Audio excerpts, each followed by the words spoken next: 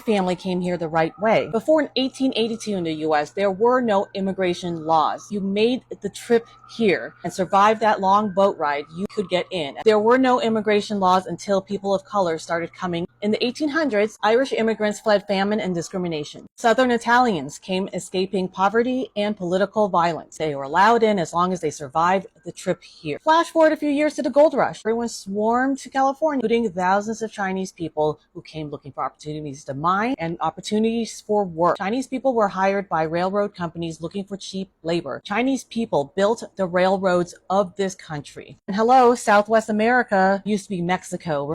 Remember that? What is now LA and most of the southwestern US until 1848 was actually Mexico. In 1848, the border changed, and suddenly the Mexicans were now foreigners in their own land. They have been there for any of us. They didn't cross the border crossed them. The first immigration law passed in the US was passed in 1882 called the Chinese Exclusion Act. It excluded basically all Chinese people from coming to America.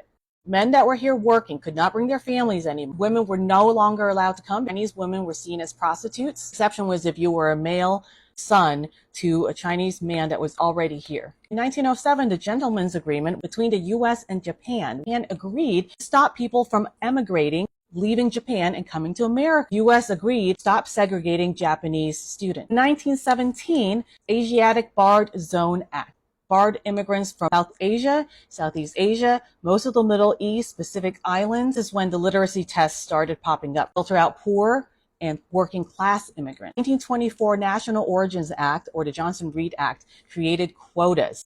They favored Northern and Western Europeans. This was intended to cut down from the Italians, Polish, Greeks, and Russians from coming to America. El Bracero program. Between 1942 and 1964, Mexican laborers were brought into the U.S. to work on farms and the railroads because during World War II, at this time, they were rounding up all the Japanese people and putting them into concentration camps along with other Asians. When people say my family came here legally, what they really mean is we got here before people like us were banned. It's important to understand history. My people were also here before 1882, just rolling in if we survived the boat ride like everyone else. People who have targets on their backs right now were in their own country, or the U.S. annexed half of Mexico in 1848. Know your history. It's a vicious cycle that will never end unless we start addressing it. Now is not the time to be quiet.